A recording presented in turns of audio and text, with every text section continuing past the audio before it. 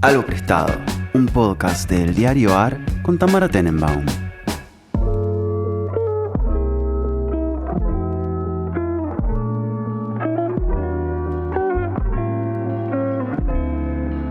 Buenos días, buenas tardes, buenas noches, cuando sea que estén escuchando este podcast. Nosotras estamos acá, mismo lugar físico, mismo uso horario, con mi amiga personal Malena Rey. ¿Cómo estás, Malena? Hola, Tam. Bien, dentro de todo. Día largo. Hoy voy a tener un día largo, sí. Pero ¿La hora tampoco la decimos ya? No, la hora no la decimos. No, nunca decimos nada. Todo es un misterio. Así que nadie sabe ni qué hora es. Yo ni qué lo día es. único que quiero decir es que estamos grabando esto antes de que salga el episodio de Buji. Entonces, Claro, no... estamos grabando con una semana de anticipación a ver si logramos tener un poco de organización en este podcast. Así que no puedo como pisar sobre Buji nada de lo que haya dicho. Eso es un inconveniente, es verdad. Pero bueno, nada, igual nos vimos, eso estuvo bueno. Nos vimos todos, comimos los 4, los 5. 5. Ahora que lo pienso, porque está Pablo en Argentina y solemos hacerlo. No, y Gino nos recibió en su casa. Divina. Con un asado gigantesco. Un asado en un balcón que la verdad fue un lujazo. Lujazo. Carne como si fueras un republicano. Sí. Gigante. Un costillar gigantesco. Era miércoles, tipo, chicos, tengo que seguir la semana. Sí, fue un montón, la verdad. Pero bueno, si uno va a hacer las cosas, está bien hacerlas bien. Sí, yo hice un tiramisú. Malena hizo un tiramisú riquísimo. Quise hacer algo casero también para no ser menos que Gino. Estuvo delicioso y de hecho también lo comimos bastante. Yo pensé que íbamos a atacarlo menos porque habíamos comido muchísima carne y se comió. Sí, se comió. Siempre necesito llevar postre, o sea, necesito saber que va a haber un postre después. Ah, vos sos así. Sí, tengo Mirá ese vos. tema. Pero porque sos dulcera en tu vida en general. Sí, Mirá. sí. Pero puede ser un chocolate, digo, no Claro, es que siempre... pero necesitas, o sea, tengo un pedacito de algo. Sí. Claro, ¿A qué yo hora en cierra general no. Rapa Nui? Claro. No, yo en general no como dulce, pero sí cuando veo que algo es rico, siempre, digamos, no sé, como aprecio las cosas bien hechas en general. Claro. Entonces siempre voy a probar. Vas a probar una cuchara. Bueno, pero cerca de mi casa, nunca. Vos también estrenaste una obra de teatro. Es verdad. No sé si hablaron con Buji. No hablamos con Buji esto, porque aparte vos sos la única del podcast que la vio. Sí, me gustó mucho. Me alegra profundamente. Pero me olvidé el nombre del día. El día más largo del mundo. El día más largo del mundo. Muy sí, buena. los chicos la rompen. Son todos unos actores muy jóvenes. Son muy jóvenes. Que la tienen verdad como que 23 años. Tienen una presencia increíble. No, y lo que estudiaron lo han dado todo. O sea, no dicen el texto como sin una coma distinta. Es una cosa rarísima. Bueno, qué bien. O sea, porque hay obras que, bueno, esta es una obra que tiene mucho texto, bastante teórico incluso. Entonces, hay obras que se prestan más a improvisar, a probar Exacto, cosas. sí. Esta yo creo que cuando la vayan ablandando por ahí sí, pero también hay algo con las obras que son muy teóricas sobre temas que uno no conoce, que es más difícil para el actor. Sobre todo si no quiere mandar fruta, porque hay actores que están re cómodos con meter un chiste que manda fruta. Los míos no, son como muy... Más respetuosos. De hecho, a veces meten un chiste. ¿Eso estuvo bien? Preguntan, como, ¿eso no viola ninguna regla? No, Claro. no pasa nada. Bueno, pero está bueno contar que es un díptico y que una obra está toda protagonizada por mujeres y otra toda por hombres. Esta que vi yo es la de hombres. Esta es la de varones, sí. Y las dos tienen que ver con el Dibuk, un texto Claro, clásico. con una obra clásica del siglo XX, que es el Dibuk, el clásico del teatro judío. Una obra de S. Ansky. A mí me pareció muy inteligente la obra, cómo bajás en algún punto en el texto temas muy complejos de la teoría del judaísmo a un ámbito en el cual distintos jóvenes se hacen preguntas sobre eso y también las espectadoras entendemos un poco más por dónde pasan o por dónde pasa el presente de esas discusiones, ¿no? Que claramente tienen muchos siglos. Sí, está bueno eso. Me gusta cómo los chicos lo logran hacer en escena, porque uno pone esas cosas en un texto y es loquísimo porque la naturalidad con la que eso vaya a suceder o no en escena siempre es un misterio, ¿no? Dice, bueno, yo creo que está ablandado, pero la realidad es que después también la apuesta, que es de Mariana Chaud, es como muy amparadora para mí en el sentido de que les da todo y a la vez no los deja nunca muy atrás. Siempre están adelante los actores y lo que ellos están haciendo. Sí, y otro tipo de discusiones también, ¿no? Sobre la sexualidad, por ejemplo. Totalmente. Pasan más cosas, no es solo una reflexión sobre el texto hablan de la canónico. guerra, hablan sí, Del trabajo. del sexo, del trabajo, sí. de estudiar, de la academia. Bueno, que la vayan a ver las personas que escuchan este Sí, vengan podcast, a verla. ver Estamos qué en les el Galpón de parece. Guevara, 10 de la noche los sábados y domingo 5 de la tarde. O sea, hay horario para ir con tu mamá el domingo y para ir con tu novia el sábado. Buenísimo. Bueno, eso fue nuestros últimos fines de semana. ¿Y qué trajiste hoy? Yo traje algo temático que Buji me dijo que había dejado, que es el boliche. Traje algo nuevo, en algún punto que puede ser viejo también, y algo prestado. Empiezo con lo temático, siempre prefiero sacarme de encima eso. Me dejó el tema, bueno, el boliche, la fiesta, no sé bien, y la verdad que me la dejó medio servida porque yo estoy, como saben, en Caja Negra, y hay 2 libros de la nueva colección de narrativa. Falta de uno, 2. La nueva colección que se llama, la nueva que ya tiene 2 años y medio. Sí, ¿no? bueno, pero sigue nueva, siendo está la bien. nueva. Sí, se sigue armando ese catálogo. Es una colección que se llama Efectos Colaterales y una de sus líneas tiene que ver justamente con esto que podríamos llamar estudios de la noche, bueno, son 2 libros que publicamos hasta ahora. El primero se llama Historia Universal del After, muy bueno ese título, la verdad. Sí, titulazo. De Leo Felipe, que es un curador y artista. Estuvo hace poco en Argentina. Sí, estuvo ya 2 veces, estuvo en la última feria. Él nació en Porto Alegre en el 73, tuvo varios trabajos, fue dueño de un bar, cantante de una banda punk, DJ y productor de fiestas y asistente básicamente a un montón de fiestas. Ahora vive en San Pablo y en este libro se propone algo bastante interesante, que es generar como una especie de etnografía de la fiesta, a veces bajo los efectos de ciertas sustancias, en el after, ¿no? En ese momento del después, cuando la fiesta ya se desarmó, pero todavía sus efectos en los cuerpos continúan. Y el libro la verdad es que recoge distintos registros. Hay algunos textos que son cartas a otros amigues con los que comparte ciertas fiestas. Hay algunos textos que parecen más artículos periodísticos. Hay otros que parecen medio estudios académicos, pero después si buscas esos autores que cita no existen.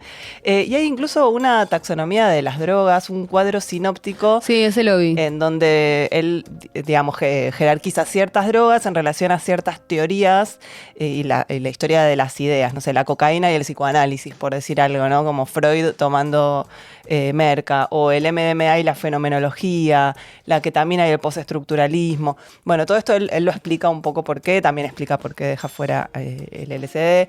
Pero digo, más allá de ir a lo fino, me parece que es un libro que por un lado reflexiona sobre lo que les pasa a los cuerpos y sobre todo en comunidad, ¿no? Que cómo se libera esa energía libidinal en la fiesta, y está situado en algún punto en el momento en el que en Brasil habían destituido a Dilma Rousseff y estaba un gobierno bastante duro de Michel Temer entre 2016 y 2018, donde la música electrónica en general tenía lugar en espacios medio clean de personas blancas y de cierto poder adquisitivo, y estos son todos colectivos que organizan fiestas que no tienen nada que ver con eso, sino que buscan, digamos, otro tipo de códigos y de encuentro de cuerpos negros, cuerpos trans, drogados. Entonces organizan sus propias fiestas en espacios a veces marginales de la cultura oficial, y él refleja muy bien cómo lo afectivo empieza como a acompañar esos espacios no normalizados y todo lo que pasa en los buenos y en los malos viajes, ¿no? Claro.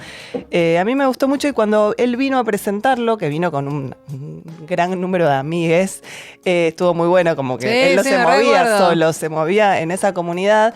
Hicimos una actividad que fue una asamblea de colectivos de Argentina que organizan fiestas en un mismo espacio, ¿no? Y entonces cada grupo contaba un poco cuál era el concepto de esa fiesta, cuáles eran los desafíos a nivel logístico, cómo organizaban el sonido, un montón de cosas que yo nunca las había pensado, solo vas a una fiesta. Uno va, lo que sea, o por ahí si tenés un amigo que está en tema, pero si no, es verdad que no se piensa tanto en eso. Y estaba muy bueno, había gente de esos que organizan la fiesta de la cura en La Plata, gente que, bueno, la familia Fer, que fue una fiesta que uno de los chicos de la editorial también participaba, ellos contando cómo era la experiencia en Brasil, como algo más horizontal también de entender cómo se gestiona la noche y quiénes participan de esos espacios. Me pareció muy bueno, y por supuesto terminamos una super fiesta, estuvo genial. Fue hace como, 2 años. Sí, ¿no?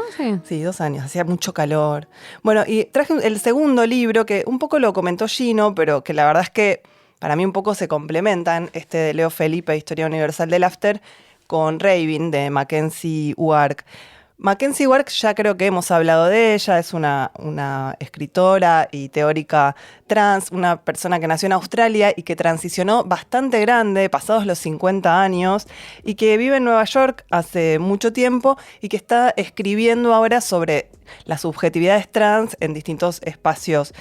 Y en este libro en particular se ocupa de las raves. Son ciertas raves específicas, queer y trans en Brooklyn, Claro.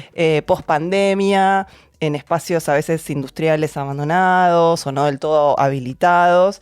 Y básicamente son lugares a los que ella va con amigas, que las mantiene a todas en el anonimato con las iniciales, a bailar tecno y a un poco, digamos, registrar cómo trabajan esas percepciones alteradas y cómo empiezan a aparecer ciertos códigos en estas fiestas. De hecho, ella, que viene de la teoría, crea como su propio vocabulario teórico para referir a estas cosas. En el libro, si no recuerdo mal, sí, acá está, pusimos un glosario Sí.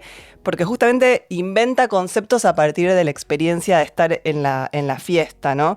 Entonces está bueno también pensar cómo es hacer teoría en la pista de baile, no de la pista de baile, sino situada, ¿no? En ese espacio, no después ir a la academia a escribir sobre cómo los jóvenes están en la fiesta, sino escribir como si la fiesta te diera esa letra en el lugar y en el momento. De hecho, en los dos libros hay imágenes, y es todo un tema, porque uno de los códigos del boliche es que no se pueden No se sacan fotos. O sea, Bueno, no también da. por eso es una cultura que en el fondo está un poco en decadencia, porque la realidad es que la gente más joven que nosotras va a fiestas, pero saca un montón de fotos. Y eso en los banners, incluso. hace mucha diferencia. No, pero además más allá de los banners, o sea, la realidad es que hay algo de lo secreto que ya no forma parte de esa liturgia para la gente de menos de 30. Entonces Parece pésimo que rompan ese código. yo pienso lo mismo y creo que por eso, efectivamente, aunque vayan a fiestas y tengan sus fiestas y tengan nombres y todo, es otra cultura. Hay algo que ha cambiado, como que no es un tema, no es un detalle. O sea, Cambió todo. justamente ibas a una fiesta a perderte en esa multitud, a Claro. volverte un poco anónima y a que el baile te vuelva parte de una tribu. Sí, pasaba lo que y pasaba no y a listo. sacarte una selfie con flash. Totalmente.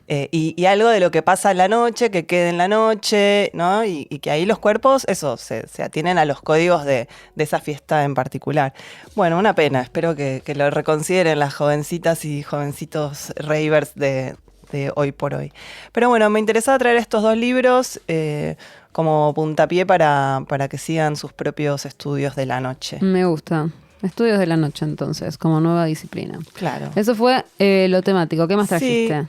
Bueno, traje algo prestado, que es una peli. Me pasó que en esos meses que no tuvimos podcast, vi varias películas, por supuesto, en el verano, sobre todo. Y ahora ves menos. No, ahora estoy viendo menos porque estoy leyendo mucho y entonces me quedaron algunas que me gustaron bastante y que digo, che, pero esto daba para charlar. Traje algo prestado, en este caso el tema son los sueños. Y la película se llama Dream Scenario, no sé si la viste. Acá le pusieron El hombre de tus sueños, un título malísimo. Creo que no la vi, ¿cuál es? O sea, le hubieran puesto el escenario de los sueños y era mucho más sugerente. Es sé una cuál peli es. con Nicolas Cage, que está en Prime. Yo la vi en Liberarte en verano. Dirigida por un tal Christopher Borgli, que también vi que dirigió una que se llama Sick of Myself, Enferma de mí. Sí, yo no la vi, pero todo el mundo la vio. Sí, que está en Movie. Yo tampoco la vi. Vi esta, él es un director y guionista noruego que, bueno, consigue tener una película protagonizada por Nicolas Cage, que es ese tipo de actor que tiene un rango muy variable, o sea, un registro muy amplio de películas, ¿no? Lo Claro. hemos visto en dramas, en... Sí. no sé, en películas bastante raras, Ladrón de Orquídeas, por ejemplo. Y en esta tiene como esa cosa de generar un personaje que medio contradictorio, o sea, no te termina de caer bien el Ok. personaje. Pero para mí, o sea, más allá de eso, Dream Escenario tiene una premisa que es buenísima, que es que muchas personas de repente empiezan a soñar con él. Muy bueno. Gente que incluso no lo conoce. ¿no? Hermoso. Él es digamos, el personaje que hace Nicolas Cage es Paul Matthews, un aburrido y no demasiado cautivante profesor de biología, que esa gente medio random que da Sí, clase sí. para los alumnos, pero que no destaca, digamos, está casado, tiene a su mujer, a su hija. Y bueno, de un día para el otro se le empieza a aparecer en los sueños a las personas. Entonces ahí la película tiene una narrativa un poco, digamos, fragmentaria, porque, por ejemplo, empieza con una escena tremenda y es un sueño de la hija en la que él aparece. ¿no? muy Entonces, bueno, cada claro. tanto la narración marco de la peli se va cortando con sueños de estas personas. Pero digo, una cosa es que tu hija sueñe con vos. Claro, pero después empieza a aparecer otra gente que nada que ver. Le empieza a contactar gente del pasado en Facebook. Che, ¿sabes qué? Soñé con vos. Muy bueno, ¿Y qué me gusta, soñaste? me gusta la premisa, O parece sus simpática. alumnos le dice, profesor, disculpe, pero ¿sabe que ayer soñé con usted? Y el tipo Claro, empieza a no decir, entiende bueno, nada. ¿qué onda? Entonces él empieza a ver, digamos, qué es lo que sueñan. Y es muy loco porque todos los sueños que tiene esa gente son de eventos bastante fuertes, pero él siempre está como medio mirando y no interviniendo, ¿no? Es como un tipo medio apático que aparece en el fondo del sueño, Claro. caminando y mirando, como sin interactuar demasiado, pero con una presencia fuerte ahí. Entonces, ¿qué pasa? ¿Por qué? Me gusta. Pero bueno, la película lo que ahí empieza a hacer es caracterizar lo que al tipo le sucede con esto, que básicamente Claro. se vuelve popular. Muy gracioso. O sea, va a una cena y una persona lo reconoce, Claro. le escriben las exnovias diciendo, che, soñé con vos. O sea, Claro, de en pronto le la pasa universidad todo el mundo lo destaca. Y entonces Claro. él como que se siente exitoso en algún punto Hermoso. con algo que no hizo Que no tiene sentido, intencionalmente. Y por supuesto hay algunas historias de fondo. Por ejemplo, una crisis que tiene con su mujer, con quien están juntos hace 1000 años. Y sobre todo su situación, digamos, académica, que él siempre quiso publicar un escrito sobre la teoría de las hormigas y cómo siente que otros profesores le compiten y él nunca pudo dar el salto y terminar de escribir su libro, ¿no? Entonces esta popularidad él la quiere llevar como para su zona. Claro, para lo que le sirve. Y ahí la película da una vuelta que no voy a decir bien por dónde pasa, pero termina volviéndosele muy en contra Ok. todo esto. De hecho, estuve leyendo algunas reseñas y también hablándola con la persona con la que la vi, que termina siendo una película sobre la cancelación, ¿no? Ah, me gusta. Como el tema de la cancelación, de qué tiene que pasar para que alguien pase de ser aceptado en ciertos ámbitos y con ciertos códigos a ser rechazado rotundamente por esas personas que antes avalaban ciertas prácticas o ciertas conductas. Lo loco es que acá el rol de los sueños tiene algo más inquietante porque es incontrolable. O sea, Claro. él no puede hacer nada por dejar de ser soñado, Total. ni por aparecer de cierta forma en esos sueños, de manera heroica, por ejemplo. No puede, no tiene forma de controlarlo. Entonces, bueno, digo, es bastante inteligente, es bastante, por momentos, absurda la película. Y también un poco eso de cómo alguien que tiene una vida normal y mediocre puede pasar por un pico de popularidad y un pico de cancelación en 2 minutos, ¿no? Que es un poco también la lógica de lo que pasa con las redes sociales y con el exitismo en esta sociedad hiper codificada a través de lo que en las redes pasa con la gente. A mí me pareció curiosa, me parece que está muy bien el tono de cómo él va pasando por distintos momentos de tensión, porque tiene esa cosa que puede ser muy... Su cara, digamos, puede ser muy neutra. Y es Nicolas Claro. Cage, ¿viste? Como Es un estoy genio, soñando es un con genio. Nicolas Cage. Pero bueno, no, está soñando con un tipo que tiene su lado oscuro también. Bueno, estoy tratando de comentar la película sin spoilers, así que Está buenísimo. también Ella me intrigó entiéndanme. muchísimo. Yo se las recomiendo. No tiene golpes bajos, a lo sumo hay algunas escenas medio tétricas, pero tienen que ver con los sueños. Claro. O sea, no Me en, gusta. no en la historia y de me dijiste Marco. que la viste en Liberarte, pero está en otro lado ahora. Está en Prime. Prime, perfecto. Sí, creo que le pusieron así, El hombre de los sueños. El hombre de los sueños. El hombre ok. de los sueños, Dream Scenario. Se las recomiendo, me entretuvo un montón. Buenísimo, El hombre de los sueños. Eso fue... Fue algo prestado. Prestado. Medio polémico, como siempre. ¿Por qué? Perfecto. O sea, alguien le presta los sueños, ¿no? Alguien le presta su... Su imagen para los sueños a otra Sí. persona. Está bien. medio Pasa. roscado, pero bueno. Y queda entonces nuevo. Sí, algo nuevo, traje dos cosas, porque, o sea, traje como algo nuevo, ciertas relecturas de los 90, ¿no? Ujú. Que me parece que estamos en un momento en el cual nos damos cuenta que tendríamos que haber pensado más en los 90, ¿no? Tendríamos que haberle Bueno, dado ¿quién más... es? O sea, pues nosotros éramos muy chicos. O sea, ¿qué sentido tendríamos como sociedad, digamos? Sí, me Pero yo parece creo que la que sociedad sí. ha pensado en los 90. Yo creo que quizás en cualquier caso estamos yendo a una relectura. Yo creo que estamos, o sea, porque yo lectura sobre el menemismo, lectura sobre la banalidad. Uno leyó 1000. Yo no, o sea, por eso digo, me parece que como sociedad, no sé, a la década del 70 le dimos tanto espacio y le seguimos dando tanta relectura que siento que los 90 tuvo como un regreso un poco más superficial. Puede ser. Yo lo que siento es que en realidad más que no haya habido lectura, necesitamos otra. Como que hay una vuelta, ahora que volvieron los 90 de alguna Claro, manera, por ahora que eso. estamos volviendo al neoliberalismo, qué sé yo.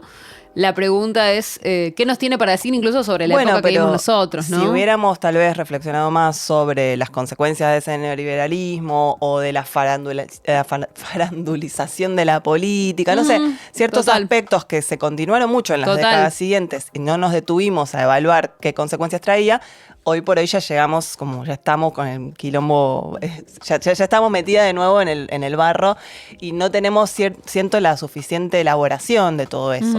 Entonces celebro que en algún punto haya series, Total. libros y proyectos que estén dándole un marco un poco más humano a la historia cultural de los Total. 90. De hecho, creo que va a salir una serie sobre Menem con Esbaraglia. Ya No sé, hay- sí, hay varios bueno, ahora proyectos. en ese caso estado la de Menem, estuvo la de Coppola, Sí. o sea, va a estar la de Menem, está la de Coppola, la de Maradona también trabajó mucho en esa década, o sea, hay mucho circulando. Por eso, Sí, sí. está como de nuevo el imaginario de los 90 bastante a flor de piel. Pero digo esto también para pensar, o sea, traje dos cosas y uno es un libro, una novela de Carmen Cáceres que se llama La ficción del ahorro, que acaba de salir por Fiordo, que es un libro que me gustó mucho. Ella es una escritora que nació en Misiones, vive actualmente en Posadas. Estoy con ganas de leer más narrativa de escritores y escritoras que no sean porteñas. Está La muy verdad bien, es que es verdad. necesito un poco que provengan de otro lado, que no esté todo el código tan a la vista. Y ella, si bien vivió en Buenos Aires y vivió como una década en España, escribe esto desde Posadas, transcurre mayormente en Posadas. Pero digo la ficción del ahorro porque también siento que estamos hablando todo el tiempo de plata. Sí, totalmente. Vos lo escribiste en Sí. en una columna, pero ya es una cosa que creo que estamos todas de acuerdo. Y yo creo que hay una mezcla. Por un lado la crisis y por otro lado hay algo que tiene que ver con la inflación, ¿no? Que hace que en otros países donde hay crisis, las crisis tienen otra forma. Entonces, las crisis son de otra cosa, pero no es cuánto estás pagando por. Como el hecho de que los precios cambien todo el tiempo, también le da una dinámica muy específica a la conversación sobre crisis, que en otros lugares se habla de estoy buscando un piso, estoy en 1000 cosas. No, me pasó de ir a España y Pero- decirles, no, porque nosotras vamos a mayoristas para comprar Claro. papel higiénico y artículos de limpieza. Y me miran como, ¿en serio? Sí, en serio. Como difícil de explicar para Sí. afuera. Pero digo, incluso adentro de nuestras conversaciones cotidianas con personas que viven en el mismo país, no sé, siento eso, que estamos todo el tiempo hablando de la ganga, de donde conseguiste no sé qué, de qué Sí, día hay totalmente. descuento en tal lugar, de que la nafta conviene cargarla de tal día con tal Bueno, tarjeta. eso también es una peculiaridad, que es como, agotador. o sea, a veces me pasa, un amigo, nuestro amigo Priluca, el otro día me decía, pero ¿cómo vive la gente? Yo digo, no, todo el mundo está viviendo muy mal, pero a la vez hay algo muy tremendo para mí que también el espacio mental, porque él me decía, no, porque tal cosa, me dice, los precios del súper, yo digo, sí, igual uno nunca paga full price, porque estamos todos todo el día en el descuentito, y siempre está alguna tarjeta, que otra cosa, pero a la vez, ponele que lográs no pagar el full price. Igual es un espacio mental. No, te y ocupa una mucho. energía, que no puede ser que tengo No, que... y yo lo veo mucho con las niñas y los niños. Primero de decirle, no, está muy caro, no, eso no te lo Claro, puedo comprar. obvio. Pero el otro día un amigo me contaba que festejó el cumple de su hija en un pelotero bastante copado. Que los nenitos y las nenitas se le acercaban y le decían, ¿Esto cuánto sale? ¿cuánto te salió No lo puedo alquilar creer, eso es esto? terrible. Y ahí como que Sí, te decíamos angustia. que los mismos niños vean algo que, wow, qué copado esto, y vayan a preguntarle al papá del Es re loco. compañerito Bueno, pero eso cuánto porque nos salió. escuchan hablar, obvio. Pero por eso digo, seamos también cuidadosas y ubicadas en qué conversaciones tenemos adelante de esos chicos, porque esos chicos después Sí, están no mirando registra, el precio de total. las cosas. No. También igual es una polémica, ¿no? Porque yo pensaba, cuando yo era chica, yo siempre digo que mi vieja hacía un esfuerzo muy grande porque yo no me diera cuenta cuando faltaban cosas, ¿no? ¿Viste? Como... Cuando no se podía, había como un rulo para que quedara como otra razón. Yo me di cuenta de grande de eso. Y dije, también hay un intermedio, ¿no? Hay una idea de... O sea, no está mal tampoco que los chicos sepan que las cosas cuestan. No digo es grave, que pero... esté mal, pero sí que como esto está monopolizando mucho ciertas Sí, no está bueno conversaciones. que se angustien ni que Claro. estén pendientes. Vas a ser medio, Sí. te atormenta. Y hay Total. algo de los chicos y el capitalismo, que todo el tiempo quieren comprarse cosas y que obliga Total. a estar todo el tiempo diciendo, no, eso no. Bueno, no, claro, es muy sí, yo me caro, acuerdo. no, por favor, no, Bueno, no, viste mamá que, no tiene plata para todo esto, no, ya te compré algo la semana pasada. Hay una frase que hay un comediante venezolano que yo a veces miro en YouTube que me da mucha risa, venezolano que vive acá, y que el título de su stand-up se llama En la casa hay, porque él decía que la frase de su madre era en la casa hay, y que siempre era no, porque yo quería una galletita y mi mamá decía en la casa hay. En la casa no hay la galletita que yo quería, hay unas galletas de arroz de la semana pasada. Claro. Pero viste que es verdad que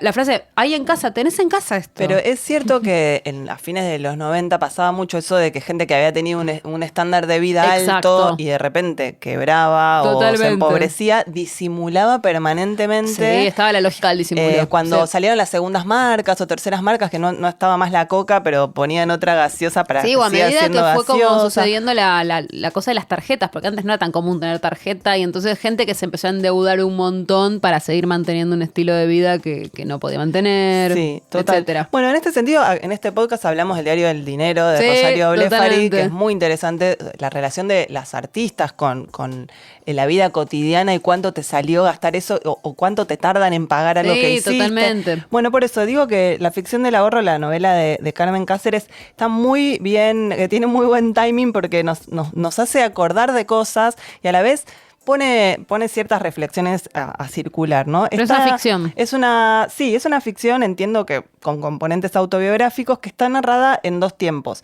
La novela empieza en 2001, justo cuando está por declararse el corralito, porque la protagonista vuelve a Posadas a ayudar a su mamá y a su segundo padre, que le dice así, mi segundo padre, a sacar los ahorros de una caja de seguridad. Ujú. Y la llevan a ella a la bóveda o a la caja de seguridad porque dicen, bueno, nadie va a hacerle una salidera a una jovencita, ¿no? Entonces, toda la primera escena es ella en una caja de seguridad con el segundo marido de la madre, pegándose billetes, Sí, fajos típico, de como dólares. cuando vas a comprar un departamento. Claro, fajos Sí. de dólares por todo el cuerpo, ¿no? Y cómo disimular, cómo omitir, cómo relacionarte con el tipo que te está abriendo la caja de seguridad para no pensar que te está marcando, ¿no? Como un montón de paranoias Un horror.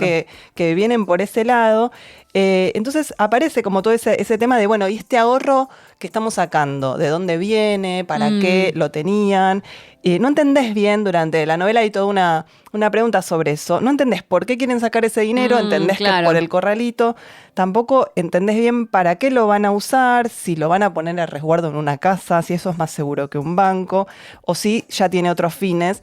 Y entonces aparece toda la relación de la clase media con los dólares, Claro. ¿no? ¿Por qué ahorrar en dólares? ¿Cuán fijo era el trabajo de su madre o de su segundo padre para generar un ahorro también?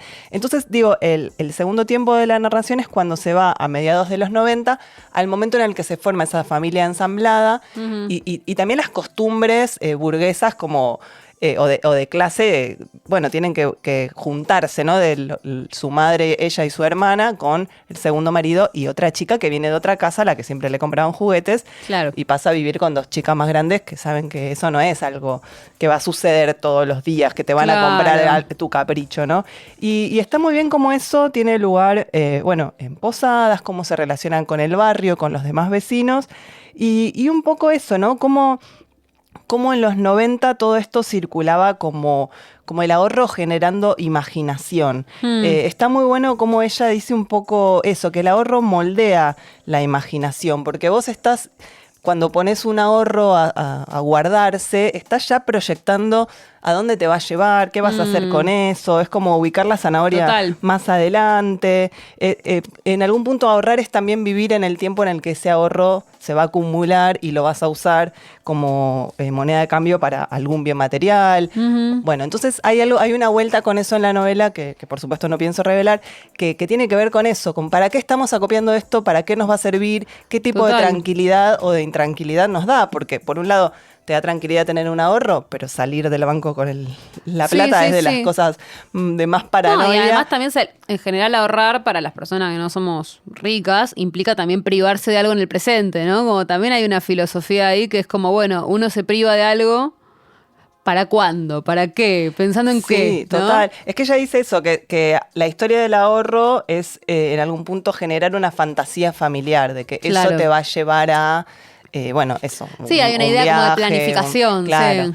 Entonces, bueno, me parece que es momento Me gusta, un me poco interesa. de hablar de estas cosas, hablar de esto desde un lugar periférico a la capital. Total. Ella en una entrevista que le hizo Inde Pomeraniec dice que, bueno, lo que ya sabemos, que es un país, Argentina, muy centralista. Totalmente. Y que las provincias ven la crisis por la televisión y que si bien la clase media de las provincias también la pasa mal, es mucho más difícil que salgan o que se movilicen y que terminan como viendo cómo al Claro. final la represión está en el Congreso de la Mirá. Nación.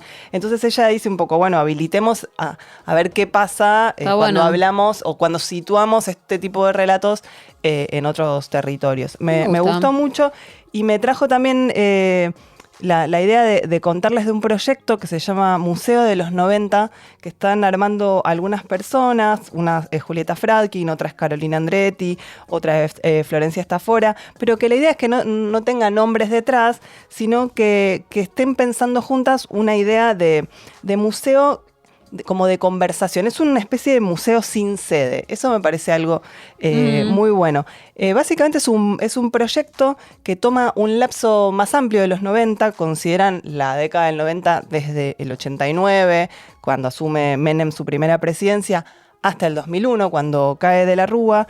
Y lo que hacen ellas es interrogarse sobre la historia cultural de los 90, generando dispositivos de encuentro.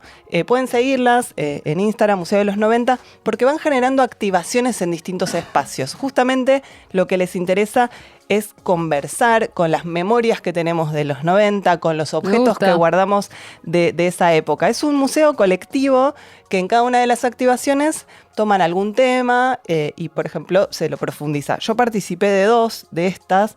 Hubo una en el Tren de la Costa, que es un emblema de los 90 y de las privatizaciones. Justamente toda esa activación tenía que ver con reflexionar sobre las privatizaciones, porque el Tren de la Costa es una licitación que hizo Menem, Sí, claro, me acuerdo. que se inaugura en 1995 rompiendo una botella de champán contra una de las formaciones. O sea, no lo del vi tren. en tiempo real, pero estoy casi segura de que lo vi como Vino el rey de España a la sí. inauguración, después lo visitó Lady Di, ¿no? Como que la idea era una shoppinización total de la vida, porque era un tren que no se usaba tanto para ir a trabajar, sino un tren para ir a pasear por zona norte. O para ir al Parque de la Costa. Para ir al Parque de la Costa, y que en una de sus estaciones, creo que es la de San Isidro, tenía una especie de shopping al aire libre. Sí, Bueno, claro. entonces hicimos una activación que empezaba en la primera estación de Tren de la Costa, en la calle Maipú, con un tipo que estudia la historia de los boletos argentinos, que nos estuvo contando eso, bueno, la historia de la materialidad de los ferrocarriles, básicamente a través de sus distintos boletos y de sus ramales.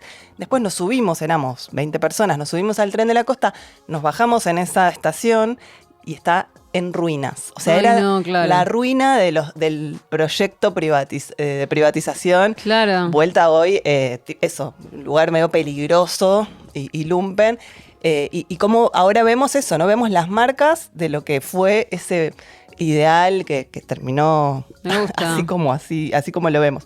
Pero después participé de otra que está muy buena, porque creo que lo que ellas quieren también es mostrar que todavía conservamos objetos que cuentan historias de esa época, ¿no? No sé, una raqueta de pádel, un volante de un parripollo.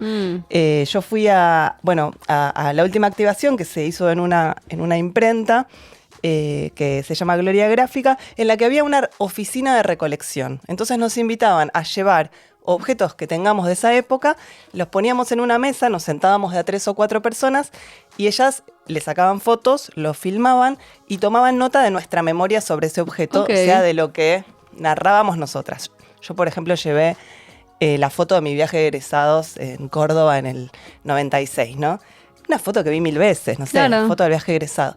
Cuando la miro pensando en qué marcas de los 90 encuentro, empiezo a darme cuenta que 10 personas tenían remeras con inscripciones en inglés, por ejemplo. Claro, obvio. Es como ese momento, ¿no? Que aparte no eran como ni una banda que te guste, es como una inscripción random. O franquicias, no sé, Looney Tunes, ¿no? El demonio de Tasmania, Hard Rock, exacto, eso es muy 90. Y también conté que había en la foto como 25 personas con gorritas. Claro. Viseras dadas vueltas, re 90 también, ¿no? Bueno, y la de al lado había llevado un encendedor de una campaña de Menem que no fue, o Hermoso. otra había llevado un billete de un austral. Bueno, nada, empezamos como a cada uno a narrar esos objetos. También hubo un espacio de un control remoto colectivo para ver VHS con publicidades que eran increíbles. Y eso, para imaginar colectivamente esta historia cultural de manera itinerante, para generar estos dispositivos de reflexión colectiva que me parece que hacen muy bien y que nos sirve mucho para también masticar este presente de la ultraderecha y entender un poco de dónde venimos. Y no sé si hacia dónde vamos, pero en algún punto hay muchos personajes de la farándula que siguen estando presentes, Totalmente. ¿no? Bueno, también porque eso hablamos a veces con amigos, que es que una vez que la televisión desaparece como creador de famosos, digamos, solo por Gran Hermano la televisión ya no crea famosos. Entonces, los famosos, bueno, están los influencers, pero si no, como que la farándula de, digamos, lo que aparece en Intrusos es la misma gente, porque ya no hay gente nueva. Sí, sí. Entonces, de hecho, a veces si uno lo piensa, Graciela leemos Alfano. chismes sobre gente muy grande. Total. O sea, que en otra época no era así. No, y que ya casi no trabaja, ¿no? Porque Claro. Susana ya no hace ni Gente que programa. no está ahí, pero como o la gente que estuvo en los últimos bailando, que ya no es gente de 20, ¿no? yo Es muy nunca loco conozco eso. a nadie, eso ya no me No. sé el nombre de nadie ya. No, Me por siento- eso, es bastante interesante. Pero bueno, eso. es eso los 90, pero también es, no sé, hijos, la aparición de hijos Totalmente. y de los Scratches, scratches, sí. la flexibilización laboral, la Ley Federal de Educación y la Carpa Blanca, ¿no? Como, bueno, digo, es una nostalgia un poco inquieta. Me parece que está bueno generar este tipo de encuentros para armar una historia cultural compartida, de lo que cada una registra, recuerda y pone en relación con el presente. Así que pueden seguir a Museo de los 90 en las redes y enterarse de las próximas activaciones. Y bueno, nos vemos por ahí. A mí me gusta participar, así que por ahí nos encontramos. Ya podés sumarte a los podcasts del Diario AR para informarte y entretenerte en todas las plataformas como lo hacemos en nuestra web. Somos un diario nuevo y queremos lo mejor para vos. Nos podés leer en eldiarioar.com o seguirnos en nuestras redes de Facebook, Instagram y Twitter, encontrándonos como el Diario AR. Muy bien, bueno, yo también estuve escuchando algo de los 90, que fue el otro día, cuando nos juntamos todos, en este día que nadie va a decir cuál es, nos juntamos y Gino nos recomendó un podcast a todos. Y yo lo escuché bastante ya, porque desde ese momento me pasó que, qué sé yo, ayer tuve que ir a ensayar a lo de una amiga en Vicente López. Entonces, entre que fui y volví, ya te digo que escuché como 3 escuchaste, capítulos. claro. Y también es de los 90, que es este podcast que se llama Generación 94 y que es sobre la reforma constitucional del 94. Aspecto que las personas que tenemos 30 y pico no estudiamos en el colegio porque estaba medio muy fresco, apenas sabemos algunas cosas. Sí, yo Y, estaba en la primaria, digamos. Por eso, yo estaba en el jardín, pero no llegué a estudiarlo nunca. O sea, es un aspecto del que históricamente tenemos poca formación y que tampoco teníamos edad para entenderlo en la tele, porque la realidad es que algunas cosas, yo me acuerdo de 1000 cosas de la tele de los 90 y 1000 temas, como me acuerdo de Cabezas, por ejemplo, en la tele. Pero siento que eso tenía una presencia que, si uno tiene 6 años, puede ver una foto, algo así. Una reforma constitucional es algo que no puede seguir por y la tele a esa edad. artículos, ¿no? No, la realidad es que como que me di cuenta de que era un agujero total en mi formación ciudadana. Y el podcast es muy bueno, la verdad. La verdad es que es bueno.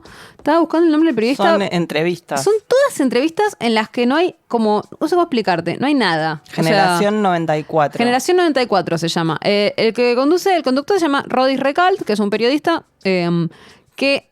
Digo que me costaba recordar el nombre, pero lo digo como algo bueno, como que es un periodista que no busca ningún protagonismo en ningún momento. Claro. Son entrevistas muy enfocadas en quién está hablando, en la persona a la que está entrevistando, que en muchos casos son constituyentes y en otros casos son personas elegidas por su relación con el proceso, incluso si no son constituyentes. Periodistas, de la primera es Bueno, con... la primera es con Pañi, pero Pañi no solamente es muy bueno dando contexto, porque es una persona que además, como es Sabe historiador, historia. sabe mucho, sino que Pañi cubrió la convención entera, estuvo quedándose 3 meses en Santa Fe en una casa que le puso ámbito financiero, y entonces estuvo todo el tiempo ahí. O sea, tiene todo. Y se acuerda de todo. Se acuerda del Claro, café donde estaban un todos. detalle. Aparte, la memoria que tiene ese hombre, que la cantidad de nombres que tira, yo no sé. Pero es un gran primer episodio porque para los que, como muchos millennials, tenemos poca data. Y además, no todos son políticos que nos suenen tanto. Porque los primeros que yo escuché son, sí, Cotino Siglia, Eduardo Menem. son tipos más o menos conocidos. Pero Sí, García o que Lema... siguieron teniendo una carrera política Exacto. después. García Lema, Masachesi. Es toda gente que por ahí siguió operando, pero más en las sombras, ¿no? Horacio Rosati, Uno no los conoce mirá. tanto. Graciela Fernández Mejía. Sí, Mejía uno la conoce, fue constituyente, igual que Zaffarón, igual que muchos otros que siguen dando vueltas. Pero incluso aunque sigan dando vueltas, por ahí no es gente a la que alguna vez escuchaste hablar una hora seguida. No, hablar de esto Y aparte, hablar de ¿no? esto. Además hay algo que hace muy bueno para mí el periodista, que es que hay preguntas que les hace a todos. Como eso me parece siempre divertido. Como por ejemplo, una que pregunta mucho es... ¿Cuál pensás que es la figura para vos, una persona que vos no conocías antes de esta convención y que después la conociste y decís, fue muy prominente en la política y la primera vez que la vi fue acá? Casi todos dicen Elisa Carrió. Claro, eso te iba a decir, Sí. que Carrió parece que tenía 37 años. Era joven, era muy joven. Y que no le interesaba la política, No, era acababa de académica. ser madre, pero bueno. Estaba en otra. Ella daba clases en la facultad y era como, la mandan como constitucionalista, como una abogada que sabe mucho sobre constitucionalismo. Estaba en otra, acaba de ser madre. Nada que ver. Y ahí todo se destapa porque aparentemente llamó la atención desde muy joven porque discutía todo como con una... Vehemencia. Con una vehemencia y aparte también como... Bueno, como nos podemos imaginar, que ya era una mujer de mucho carácter en un universo donde no había mujeres jóvenes Claro, hablando eso tan fuerte. Pensaba que ¿no? debían ser muchos hombres. Sí, la realidad es que no había muchas mujeres. Después también, por ejemplo, Pañi cuenta que la primera vez que los vio a los Kirchner fue también ahí, que comían en el hotel, en un momento se estaban quedando todos en el hotel, y me dice, yo comía básicamente 1 o 2 veces por semana, cenábamos ahí con Néstor y Cristina. Cosas que uno no se imagina, pero pasaban, ¿no? A mí porque también, bueno, yo ya lo he dicho muchas veces y no tengo vergüenza de decirlo, yo soy fanática de la casta y entre otras Tirando cosas, títulos. lo que amo de ser fanática de la casta es que me gusta algo que a la gente le indigna, que es como se apagan las cámaras y son todos amigos, que al 90% de la gente le indigna y a mí me fascina. A mí me encanta que sean todos amigos cuando se apagan las cámaras. Es parte del código, ¿no? De la política. Es parte del código de la política. Hay gente a la que le indigna, reitero, y que le gustaría que sean como quinceañeros que no se saludan. No, a o mí me como encanta. artistas de otros ámbitos, que por ahí los artistas no es que, viste, van, tocan con uno y Sí. después dan media vuelta y se van y ni siquiera le Claro. tomaste una birra. Pero en la política hay un código de Sobre todo en cordialidad. esa generación. Yo creo que también es algo que se ha perdido mucho. Hoy sí es mucho más común, lo he visto. Correrle la cara. Gente que se corre la cara, gente que no se saluda. A mí me parece horrible, pero reitero, porque soy team la casta. Es un hábito muy de la casta, porque en el fondo es eso, es decir, en el fondo nosotros, vos y yo somos lo mismo. Es que es tremendo. Que es algo es la Que convicción sí. que vos ves que ellos guardan en el Sí, fondo. sí, a mí me ha pasado de presenciar una vez que Sí. fui a un evento y vi que 2 se saludaban y era como, pero si hoy te peleaste a la mañana. Bueno, claro, yo soy fan de eso. Yo creo que la democracia es ese teatro en el fondo. Pero No, bueno, ese- entiendo que hay gente a la ese que le roce molesta. también, no esa rosca que se da justamente porque te hablas con esa persona cuando se apaga la cámara. Bueno, un poco Pañi y varios más lo resaltan, la cuestión de que en el fondo solo ese tipo de sociabilidad podía producir una reforma constitucional que requiere una cantidad de voluntades unidas y una cantidad de gente trabajando junta, gente que era, digamos, que trabajaba junta solamente en ese contexto, porque la reforma, en el fondo la sacan, uno va entendiendo, Menem y Alfonsín, digamos. Si bien Sí, la sí. reforma sucede durante el gobierno de Menem, con lo cual Menem gestiona muchísimo, y a Menem le interesaba mucho para garantizar la reelección. Claro. La reforma constitucional había sido un proyecto alfonsinista en el sentido de que Alfonsín siempre había pensado que parte del legado que había que dejar como renovador de la democracia era una nueva Era constitución. ayornar un poco algunos artículos de la vieja constitución. Exacto, yo pensaba un poco en el proceso de Chile, De ¿no? Chile, Esa total. sensación de, claro, gente que piensa, che, esto es más grande que nosotros. Incluso como esto, bueno, se me acabó el mandato, me tuve que ir porque no resolví la economía. Bueno, igual sigo comprometido con este proyecto. Sí, cuán importante es el consenso y también el voto, ¿no? Con el que haya llegado porque ahora se decía, por ejemplo, que Claudia Sheinbaum, porcentaje de votos que Totalmente. sacó por la cantidad de diputados y senadores en sus cámaras. Claro, en este caso, en el caso del 94, de la Constitución del 94, era posible porque las fuerzas políticas estaban dispuestas cada una a entregar algo que le importaba para lograr algo que les parecía importante. La verdad que, por más que hay un montón de mezquindades y vas a escuchar todo, y hay 1000 peleitas, y seguro que están contando la mitad, o sea, no importa. La verdad es que es muy emocionante escuchar también eso, gente que se podía poner de acuerdo. La verdad que es algo muy hermoso. Y que tanto se presten a hablar largo y tendido. Digo, Zaffaroni, Elisa Carrió, Jorge Lloma, Sí, yo Eduardo todavía no llegué al Valdés. capítulo de Carrió, aparentemente es muy jitero. El del Coti Nosiglia, que es una persona que casi no da entrevistas, es bárbaro. Igual, claro, Coti Nosiglia habla como una persona que no da entrevistas. La mitad de las veces dice, bueno, tal cosa, le preguntan, yo de eso no hablo. No, es una persona obsesionada con no quedar mal con nadie, porque obviamente hay gente con la que no le importa quedar mal, pero sí como una persona muy cuidadosa de su palabra. Te das cuenta de que, por ejemplo, a Eduardo Menem le gusta más charlar y es más capaz de contar cualquier cosa, y el Coti, no. También, obviamente, acá hay personas... Eduardo Menem es una persona mucho más grande, ¿no? Digo porque son los últimos que escuché y obviamente te das cuenta de que es distinto el manejo en una entrevista de quien todavía se dedica a la política y quien ya está más retirado. Y ya siente que, bueno, que ni idea, que las voy contando las anécdotas porque en cualquier momento se me acaba. Claro. Eso es también es lindo y también te das cuenta de que muchas cosas deben haber sido más picadas en su momento y hoy también las cuentan con la distancia del tiempo. Entonces, Sí, obviamente... como que acomodó un poco se también. acomodaron algunas en su lugar. cosas. Pero bueno, la verdad que es muy emocionante y para mí, reitero, yo creo que para los menores de 50 que no la vimos por la tele ni la estudiamos en el colegio, es información profundamente nueva. Entonces les recomiendo muchísimo y también creo que en este momento uno siente que cuál es la salida. No sé, hay algo que a mí me pareció muy incluso esperanzador de esta cosa de gente que se juntó y se puso de acuerdo y sacó una reforma constitucional. Sí, eso por un lado, pero también una salida posible es estudiar un poco mejor la historia, ¿no? También, por supuesto, hay que estudiar cómo funciona el Estado, cómo... Eso ni hablar. Leer mejor la Constitución. Eso ni hablar. Pero lo que pensaba también era en eso, como la sensación de, bueno... una salida que no es nihilista. Ellos, como que vos escuchás hablar a estos políticos y lo que te proponen es una salida dentro de las instituciones. Sí. Eso me pareció bastante interesante. Así que bueno, Generación 94 está en Spotify y eso, no distrae nada. Lo único que tiene como artística es que todos empiezan con una canción de los 90. Yo primero pensé, por ejemplo, el primero empieza con Mariposa Technicolor y pensé que iban a ser todos en la misma línea, pero después está Matador, por ejemplo, ¿no? Como todos es sencillamente una canción ¿te acordás esa de Quiero morir de amor? ¿Viste? Como van cambiando como acá la de Carrió rumbo. parece que es la rubia del avión. Perfecto, claro. Rubia en el avión. Bueno, todo es así, ¿no? Como es medio... A la vez son todas emblemáticas. Ninguna canción decís, pero esta no es posterior porque todas te acordás de cuándo son. Así que se las recomiendo. Nos pusimos re noventosas. ¿Qué tema le vas a dejar a Gino? ¿A Gino? Sí. Bueno, el agua.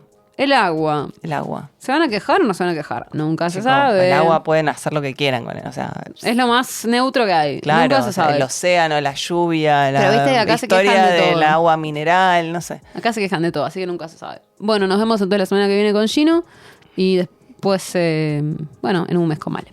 Chau. Fue un podcast del diarioar.com. Encontranos en Facebook, Instagram y Twitter como El Diario Ar.